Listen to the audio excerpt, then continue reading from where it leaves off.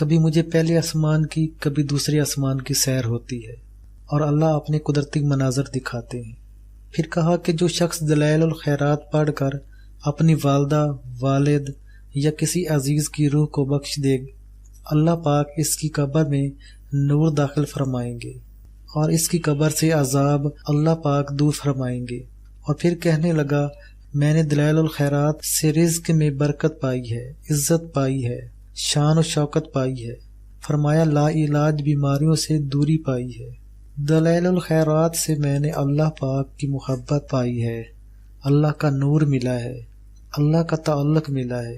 جس دن سے میں نے دلائل الخیرات پڑھنی شروع کی ہے، مخلوق میری عزت کرتی ہے اور میرا احترام کرتی ہے، اور مخلوق کے دل میں میری پذیرائی ہے، اور مخلوق کے دل میں اللہ نے میرا اکرام ڈال دیا۔ فرمانے لگے کہ میں نے دلائل الخیرات کو بہت زیادہ دنیا کے مسائل میں، دنیا کی مشکلات میں اور دنیا کی پریشانیوں میں بہت زیادہ بہتر پایا ہے۔ ایک عرصہ ہو گیا ہے کہ میری چاہت تھی کہ حضرت خواجہ اویس کرنی رحمۃ اللہ علیہ کی زیارت کروں، ان سے ملاقات کروں۔ اس کی ایک وجہ جہاں ان کے مناقب ہیں، احادیث میں ان کا تذکرہ ہے، وہاں ایک واقعہ بھی ہے۔ ہوا یہ کہ ایک دفعہ ایک بزرگ میرے پاس تشریف لائے اور مجھ سے فرمانے لگے کہ کبھی حضرت اویس کرنی سے ملاقات کی آپ نے؟ میں نے کہا بس چاہت تو بہت ہے، خواہش بھی بہت ہے۔ فرمانے لگے اچھا آنکھیں بند کرو، ہم آپ کو ابھی زیارت کرواتے ہیں۔ یہ ان دنوں کی بات ہے، میں ابھی روحانیت میں پہلا قدم رکھ رہا تھا۔ میں نے آنکھیں بند کی اور منظر دیکھا، اور منظر بہت انوکھا تھا۔ منظر یہ تھا کہ دور پر ایک رستہ ہے، میں اس پر چلتا جا رہا ہوں۔ راستے کے دائیں بائیں ہر طرف پتھر ہے، ویرانہ ہے۔ کبھی مجھے جنگلی جانور دوڑتے بھاگتے نظر آتے ہیں، کبھی سانپ نظر آتے ہیں۔ ایک غار تھی، اس میں مجھے کچھ شیر نظر آئے، ان کے بچے کھیلتے ہوئے نظر آئے، لیکن میرے دل میں کچھ خوف نہیں۔ میں پیدل چلتا جا رہا ہوں، سخت گرمی ہے، مجھے پسینہ آ رہا ہے۔ ایک دو دفعہ پتھر سے مجھے ٹھوکر بھی لگی، گرتے گرتے بچا، لیکن ایک منزل ہے جس کی طرف میں کشاں کشاں چلا جا رہا ہوں، اور مجھے محسوس ہوتا ہے کہ آگے مجھے منزل ملنے والی ہے، انوکھی منزل پر پہنچنے والا ہوں۔ اسی جذبے کے لیے میں آگے بڑھتا چلا گیا۔ آگے ایک بوڑھے بابا جی بیٹھے لکڑی کی ایک بڑی تسبیح لیے مسلسل ایک ذکر کر رہے ہیں، اور وہ مجھے ذکر محسوس تو ہوا لیکن نامعلوم سا محسوس ہوا۔ میں حیران ہوا کہ وہ اپنی خودی میں بے خود ہیں، انہیں دنیا جہاں کی کسی چیز کی کوئی خبر نہیں۔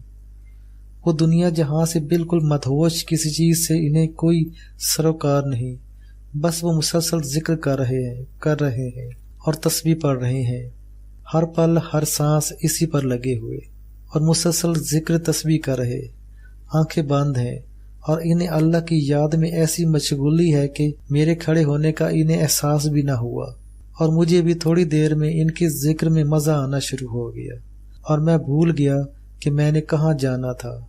ان کے نیچے ایک پرانا کپڑا موٹا مصلی بچھا ہوا تھا جو کہ جگہ جگہ سے گھس چکا تھا، اور یہ اس بات کی دلیل تھی کہ یہ بہت استعمال ہوتا ہے۔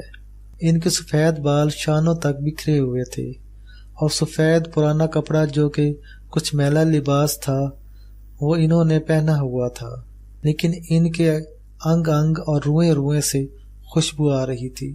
مجھے ان کی خوشبو اور اس ذکر سے مدہوشی سی ہونا شروع ہو گئی، اور میں محسوس کر رہا تھا کہ مجھے اس ذکر سے بہت لذت مل رہی ہے، بہت سرور مل رہا ہے، اور بہت چاشنی مل رہی ہے۔ میں نے بھی وہ ذکر ساتھ کرنا شروع کر دیا۔ بہت دیر میں بھی ذکر کرتا رہا، آخر کار اس مدوشی میں بیٹھ گیا، اور کچھ دیر کے بعد پہلے اکڑوں بیٹھا، پھر تھوڑی دیر کے بعد دو زانو بیٹھ گیا، اور دو زانو بیٹھنے کے بعد آخر کار میں مدوشی کے عالم میں سجدی کی حالت میں چلا گیا، اور میں وہی ذکر کرنے لگا۔ نامعلوم کتنی دیر ہو گئی کہ میں ذکر کر رہا تھا کہ کسی نے میری پیٹھ پر تھپکی دی اور مجھے آواز دی کہ بابا جی اٹھو۔ تو میں نے سر اٹھایا تو وہی درویش تھے، چہرہ نورانی، آنکھیں لال، اور ان کی سانسوں سے خوشبو آ رہی تھی۔ میں حیران ان کے قریب پہنچا۔ میں نے جا کر ان کو عرض کیا کہ آپ کیا ذکر کر رہے ہیں کہ اس ذکر نے مجھے اتنا مدہوش کر دیا۔ فرمانے لگے کہ میں نے اللہ سے دوستی لگانے کا فیصلہ کیا، اور اللہ پاک نے فرمایا کہ اے میرے بندے، اگر تو مجھ سے دوستی کرنا چاہتا ہے تو پھر میں جیسے کہوں ویسا کر۔ تو میں نے فیصلہ کر لیا کہ اے میرے اللہ، میں تیرے قریب آنا چاہتا ہوں، تو جو مجھے کہے گا میں وہ کروں گا۔ لہٰذا میں نے یہ ذکر کرنا شروع کر دیا جو مجھے ایک بزرگ نے دیا تھا۔ میں روزانہ چند گھنٹے یہیں ویرانے میں آ کر بیٹھتا ہوں۔ ساتھ قریبی بستی ہے۔ اس نے انگلی کی تو مجھے دور سے اس کی بستی نظر آنا شروع ہو گئی۔ میں وہاں رہتا ہوں، کپڑا بننے کا کام کرتا ہوں، اور میں نے فیصلہ کیا ہے کہ اللہ کو پانا ہے۔ اس بزرگ نے مجھے اللہ کو پانے کا یہ گر دیا۔ جب سے میں نے یہ ذکر کرنا شروع کیا، کائنات کی ساری چیزیں آنکھوں کے سامنے نظر آنا شروع ہو گئیں، اور میں حیران ہوں کہ یہ لفظ کیا تھے۔ یہ تو کائنات کی یہ انوکھے راز ہے۔ اب سارا دن میں ویسے بھی اٹھتے بیٹھتے پڑھتا ہوں، لیکن چند گھنٹوں میں اس کو دنیا مافیا بھول کر اور وجدان کی کیفیت میں پڑھتا ہوں، اور وہ لفظ ہیں یا لطیف و یا علیم و یا خبیر و۔ بس انہی کو پڑھتا ہوں، اور جب میں پڑھنے بیٹھتا ہوں تو جنت آراستہ ہو کر میرے سامنے آ جاتی ہے، اور جنت کی نعمتیں میرے سامنے آ جاتی ہیں، اور جہنم کی ہولناکیاں میرے سامنے آ جاتی ہیں، لیکن مجھے کسی چیز کی کوئی پرواہ نہیں ہوتی۔ بعض اوقات تو جب میں یہ پڑھ رہا ہوتا ہوں تو میرے ساتھ جنگلی درندے، شیر، بچھو، سانپ، لومڑیاں، بھیڑیے، گیدڑ اور انوکھے جانور جو آج تک میں نے دیکھے نہ سنے میرے ارد گرد آ جاتے ہیں، اور وہ بھی آ کر یہی ذکر کرنا شروع کر دیتے ہیں، اور اس ذکر کی لذت اتنی ہے کہ میں بھول نہیں سکتا۔ میرا جی چاہتا ہے کہ سارا دن یہی ذکر کرتا رہوں، کیونکہ میرے مرشد کا حکم ہے کہ میں یہ ذکر کروں۔ میں ان کی باتوں کو سننے میں مدہوش تھا کہ میرا کندھا پکڑ کر کہنے لگے کہ اگر آپ کو بھی میں یہ ذکر دے دوں۔ میں نے ان سے کہا ہاں، یہ ذکر تو میں نے پہلے سنا بھی تھا، پڑھا بھی تھا، لیکن جو اس کے کمالات آپ مجھے بتا رہے ہیں، یہ کمالات آج تک میں نے نہ سنے تھے نہ پڑھے تھے۔ فرمانے لگے آپ نے اس کے کمالات کیا سنے، کیا پڑھے؟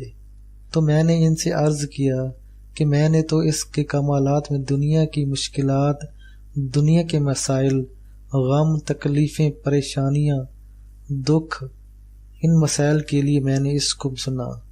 فرمانے لگے نہیں، یہ فائدے تو اس ذکر کے سامنے بہت تھوڑے ہیں۔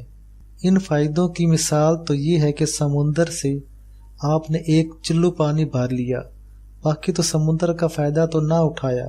تو اگر آپ 100% سمندر کا فائدہ اٹھانا چاہتے ہیں تو ایک وقت مقرر کر لیں، چاہے آپ پہلے تھوڑا تھوڑا وقت دینا شروع کر دیں، تو پھر بیٹھ کر اس کو بغیر تسبیح اٹھائے وجدان کے ساتھ دل ہی دل میں یا لطیف ہو یا علیم ہو یا خبیر ہو کو پڑھنا شروع کر دیں۔